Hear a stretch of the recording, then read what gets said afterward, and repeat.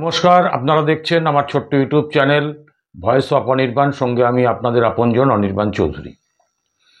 আজকে একটা নজর কাড়া লোকসভা কেন্দ্র নিয়ে আলোচনা করতে এলাম। হ্যাঁ, অবশ্যই কৃষ্ণনগর লোকসভা কেন্দ্র। সারা দেশের নজর, এমনকি খোদ প্রধানমন্ত্রী নরেন্দ্র মোদীরও নজর এই কেন্দ্রের প্রতি। আমি যেটুকু মনে করি যে পশ্চিমবঙ্গের 42টা লোকসভা কেন্দ্রের মধ্যে এই কেন্দ্রটা হলো সব থেকে নজর কাড়া, সব থেকে তাৎপর্যপূর্ণ এবং অর্থবহ একটি লোকসভা কেন্দ্র।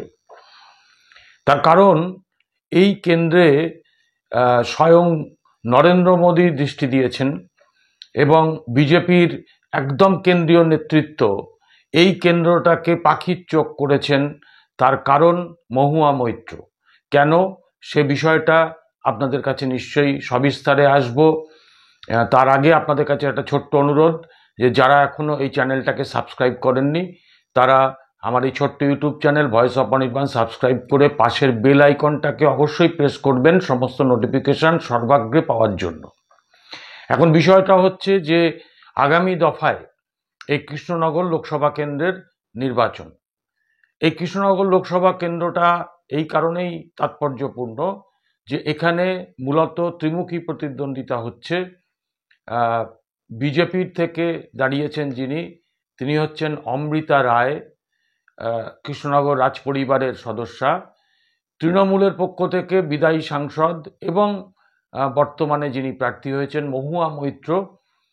নজর কাড়া এই জন্যই বললাম যে ভারতবর্ষের 542টা কেন্দ্রের মধ্যে এই নির্বাচনের আগে একমাত্র সাংসদ মহুয়া মৈত্র, যিনি এথিক্স কমিটির দ্বারা ঘুষ নেওয়ার অপরাধে লোকসভায় প্রশ্ন করার অভিযোগে বহিষ্কৃত হয়েছেন।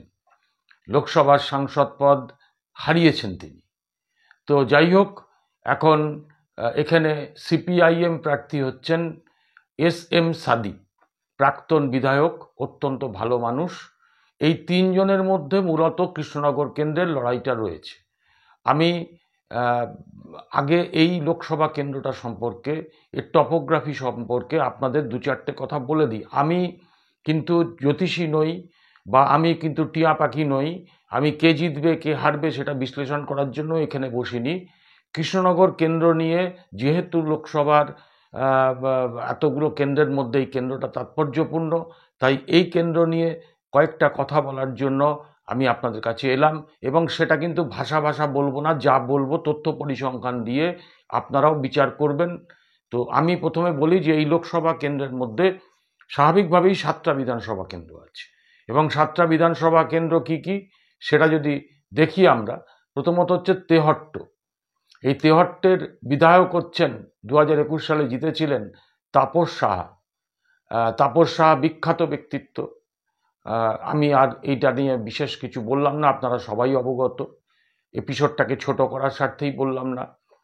তৃতীয়ত হচ্ছে পলাশীপাড়া। এখানকারও বিধায়ক ছিলেন একজন বিখ্যাত ব্যক্তিত্ব মানিক ভট্টাচার্য, যিনি এখন জেলের গরাদের মধ্যে রয়েছেন। শিক্ষা দুর্নীতিতে তিনি আকুণ্ঠ নিমজ্জিত। এরপরে হচ্ছে কালীগঞ্জ, নাকাশিপাড়া, চাপড়া, কৃষ্ণনগর উত্তর এবং কৃষ্ণনগর দক্ষিণ। এই 7টা বিধানসভা নিয়ে এই লোকসভাটা গঠিত। এখন আমি তো প্রথমেই বললাম যে 3জন প্রার্থী কে কে। তো এই কেন্দ্রে এবারে একটু জনবিন্যাসটা দেখে নেওয়া যাক যে কোন ভোট কতটা এখানে রয়েছে। প্রথমত হচ্ছে মুসলিম ভোট, এবং এই কেন্দ্রে কিছু খ্রিস্টান আছেন, কিছু বুদ্ধিস্ট আছেন, কিছু শিখ আছেন। সব মিলিয়ে সংখ্যালঘু ভোট হচ্ছে 26.76%। SC ভোটার, অর্থাৎ এই SC ভোটারের মধ্যে উল্লেখযোগ্য হচ্ছে যে বেশিরভাগটাই মতুয়া সম্প্রদায়ের। তো সেই সংখ্যাটা হচ্ছে 29.9%। আর ST ভোট হচ্ছে 2.7, অর্থাৎ 2.7%। তো এই কেন্দ্রেই নজর কাড়া শুধু মহুয়া মৈত্রর কারণে নয়, যে CA লাগু হওয়ার পরে, ইতিমধ্যেই লাগু হয়ে গেছে আপনারা জানেন। তো এই কেন্দ্রে CA এর প্রভাব কতটা পড়ল এটাও কিন্তু বোঝা যাবে, যেমন রানাঘাট বনগাঁ কেন্দ্র আছে, তার মধ্যে কৃষ্ণনগর কেন্দ্র যেটা মানে খুব শীঘ্রই মানে সামনের দফাতেই নির্বাচন, তাই এই কৃষ্ণনগর কেন্দ্রে জনবিন্যাসটা আপনাদের কাছে বললাম। দুটো কেন্দ্রে তাৎপর্যপূর্ণ, আবারও বলছি, যে ঘুষ নিয়ে প্রশ্ন করার অভিযোগে অভিযুক্ত মহুয়া মৈত্র বিদায়ী সাংসদ 31 কমিটির বিচারে তিনি সাসপেন্ডেড। দ্বিতীয়ত হচ্ছে সিএ লাগু হওয়ার পরে এই প্রথম লোকসভার নির্বাচন, তাতে দিল্লির বিজেপি কর্তারা একটু বুঝতে চাইছেন যে সিএটা লাগু হয়ে কি তার ফল দাঁড়ালো।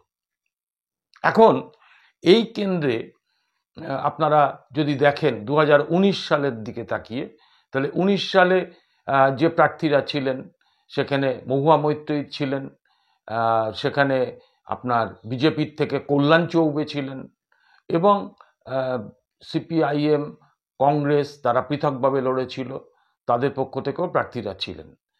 এবারে এই যে প্রার্থীরা 2019 সালে লড়েছিলেন তার শতাংশের বিচারটা যদি একটু করি, কে কত পার্সেন্ট ভোট পেয়েছিলেন। টিএমসি পেয়েছিল 45%, বিজেপি 41%, সিপিআইএম 9% এবং কংগ্রেস 3%। এবারে কংগ্রেস এবং সিপিএম জোটবদ্ধভাবে লড়াই করছে। সেখানে সিপিআইএম এর প্রার্থী এস.এম. সাদি, প্রাক্তন বিধায়ক। তো আমি 19 সালে যদি ধরি তাহলে তাদের জোটের ভোট ছিল মাত্র 12%। এইবারে আসুন যে এইখানে দাঁড়িয়ে আমার যেটা মনে হয়েছে আমি সেটাই আপনাদের কাছে বলবো।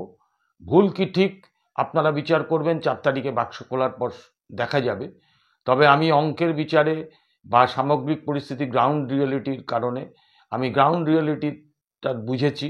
আমি সেখানকার বিভিন্ন সাংবাদিক, বিভিন্ন রাজনৈতিক কর্মী, বিভিন্ন মানুষ, তাদের সঙ্গে পৃথকভাবে কথা বলে যেটুকু বুঝেছি, যে প্রথম কথা হচ্ছে যে কৃষ্ণনগর কেন্দ্রে এবারে কিন্তু মহুয়া মৈত্রের খুব সহজে জয় হবে বলে আমার মনে হয় না। কারণ প্রথম কথা হচ্ছে যে এই যে মুসলিম ভোট 26.76%, এবারে কিন্তু এমনিতেই সর্বত্র যেরকম সংখ্যালঘু ভোট তৃণমূলের থেকে সরে যাচ্ছে বলে খবর, ঠিক কৃষ্ণনগর কেন্দ্রের ক্ষেত্রেও এই ভোটটা কিন্তু অধিকাংশই টানবেন সিপিএমের যিনি প্রার্থী প্রাক্তন বিধায়ক এস.এম. সাদি, ভালো অংশের ভোট টানবেন। এবং বিজেপির দিকেও কিন্তু 2-3% ভোট বিজেপির বাক্সেও যাবে। এইবারে সেখানে দাঁড়িয়ে আপনার যেটা বিশেষ করে যে জিনিসগুলো কাজ করবে, প্রথম কথা হচ্ছে যে দুর্নীতির প্রসঙ্গটা, এবং দুর্নীতির প্রসঙ্গ আসলেই মানিক ভট্টাচার্যের নাম আসবে। দুর্নীতির প্রসঙ্গ আসলে সেখানে আবাস যোজনা, বৃদ্ধ ভাতা ইত্যাদি ইত্যাদি বিষয়গুলো আসবে স্বাভাবিকভাবেই। এবং গ্রামেগঞ্জের মানুষ যারা লোকসভা নির্বাচনের ঠিক আগে গত পঞ্চায়েত নির্বাচনে তৃণমূলেরও কর্মীরা অনেকে ভোট দিতে পারেননি, তারা কি করবেন ভোটের ওই চটঘেরা জায়গার মধ্যে গিয়ে, এটা কিন্তু লাখ টাকার প্রশ্ন। কারণ যিনি ভোট দিতে পারেননি তিনি এবারে ভোটটা ঠিক মতন দিতে পারলে সেটা কোন জায়গায় যাবে সেটা কিন্তু খুব স্বাভাবিকভাবেই বলা যায় যে তৃণমূলের বিরুদ্ধেই যাবে। এবং এখানে কৃষ্ণনগর লোকসভা কেন্দ্রের মধ্যে তৃণমূলের গোষ্ঠীদ্বন্দ্ব প্রকট। আমি আপনাদের বলি যে ওই চাপড়া যে বিধানসভা কেন্দ্র, রুকবানুর রহমান এখানকার বিধায়ক। এই রুকবানুর রহমান এলাকায় যথেষ্ট জনপ্রিয়, কিন্তু তিনি কিন্তু আমার মনে হয়, আমি যা শুনেছি, যে কতটা সক্রিয়, কতটা মহুয়া মৈত্রের পক্ষে ভোট করবেন এটাও কিন্তু লাখ টাকার প্রশ্ন। এবং ওখানে একজন তৃণমূলের নেতা আছেন, জবরদস্ত নেতা, জবের শেখ। এই জবের শেখ পঞ্চায়েত নির্বাচনেও নির্দল হয়ে দাঁড়িয়েছিলেন, এবং তৃণমূলের একটা বিরাট অংশ কিন্তু এবারে তৃণমূল নেতৃত্বের উপরে নানান কারণে ক্ষুব্ধ। আর সবথেকে যেটা বড় কথা সেটা হচ্ছে যে মহুয়া মৈত্র যিনি এবারে প্রার্থী হয়েছেন, সেই প্রার্থী এবারে কিন্তু মানে তার নিজস্ব যে বিষয় নিয়ে একটা প্রশ্ন উঠেছে, তার জীবনযাপন ইত্যাদি নিয়ে সাধারণ মানুষের মধ্যে প্রশ্ন উঠেছে। তার ব্যবহার কর্মীদের নানান ক্ষেত্রে ক্ষুব্ধ করছে। সুতরাং এই কেন্দ্রে নরেন্দ্র মোদী দৃষ্টি দিয়েছেন বলেই সেখানকার বিজেপির প্রার্থী রাজপরিবারের সদস্যা অমৃতা রায়ের সঙ্গে সব টেলিফোনে কথা বলেছেন এবং এই কেন্দ্রে বিজেপি কিন্তু মরিয়া জয়ের লক্ষ্যে। কারণ যেহেতু মহুয়া মৈত্র সাসপেন্ডেড এমপি এবং নরেন্দ্র মোদীর আমলেই, তাই এই কেন্দ্রটা নিয়ে খুব স্বাভাবিকভাবেই খুব নজর কাড়া কেন্দ্র। আমরা সবাই তাকিয়ে থাকব। ভোটটা যদি ঠিক মতন হয়, মানুষ যদি তার ভোটটা দিতে পারে, তাহলে কিন্তু এবারে লোকসভা নির্বাচনে খেলা ঘুরবে, এটুকু আমি বলতে পারি। আগামীকাল আপনাদের কাছে আবার একটা নতুন এপিসোড নিয়ে আসব। আজকে এইটুকুই থাক। আপনাদের বক্তব্য আপনারা কমেন্ট বক্সে জানাবেন এবং সবাইকে নমস্কার জানিয়ে, ভালোবাসা জানিয়ে আমার আজকের এপিসোড শেষ করলাম।